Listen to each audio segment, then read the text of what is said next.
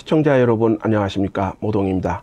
성남시가 포주기 논란을 빚고 있는 성남시 공동주택관리조례 개정에 나서 비판이 일고 있습니다. 성남을 바꾸는 시민연대는 25일 보도자료를 통해 성남시 포주기 비판 속에 이전 3기 아파트 승강기 교체 도색비용 지원 조례 개정 추진은 포퓰리즘의 끝판왕이라고 비판하고 나선 것입니다. 시민연대는 막대한 시민세금으로 지원되는 공동주택 관리와 관련해 문제를 제기한 바 있습니다. 시민연대는 성남시가 지난 25일 입법 예고한 성남시 공동주택관리조례 개정안에 심각한 문제가 있다고 지적하고 나선 것입니다. 시민연대는 지난 2019년 승강기 교체와 도색 지원, 그리고 지난해에는 승강기 교체 비용을 지원하는 내용을 담은 조례안이 성남시의회에 상정됐으나 비판의 직면에 무산된 바 있다고 밝혔습니다. 그런데 새해 들어 성남시가 또다시 조례 개정에 나선 것입니다. 이전 3기의 도전입니다. 시청자 여러분들은 어떻게 생각하십니까? 그리고 아직 저희 방송 구독하지 않으셨다면 구독 부탁드립니다.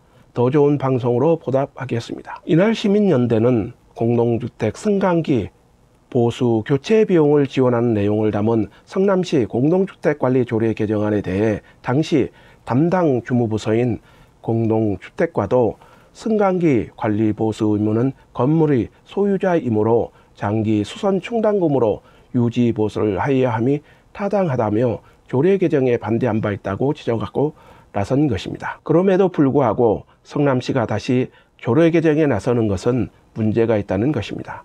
뿐만 아니라 성남시가 이번에 개정에 나서는 조례는 두 차례에 걸쳐 시의원 발의로 제출된 조례에 비해서도 파격적인 지원 내용이 담겼다고 비판하고 나섰습니다.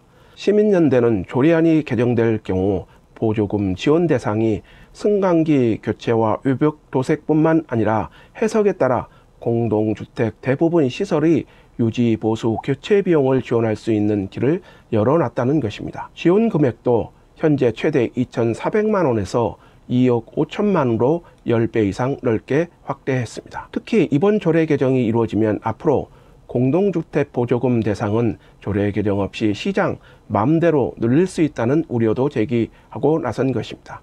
시민 열세를 개인 재산에 부당하게 지원한다는 내용인 것입니다. 시청자 여러분들의 생각은 어떠십니까? 사유재산인 공동주택에 과도하게 시민 열세를 쏟아붓는 것은 또 다른 논란을 불러일으킬 것으로 보입니다. 형평성의 문제도 제기될 수 있을 것으로 보입니다.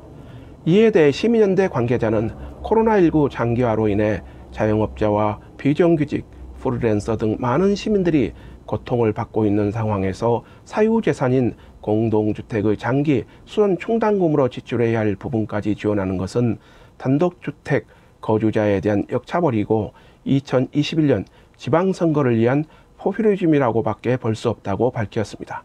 방송을 마치도록 하겠습니다. 아직 저희 방송 구독하지 않으셨다면 구독 부탁드립니다. 감사합니다.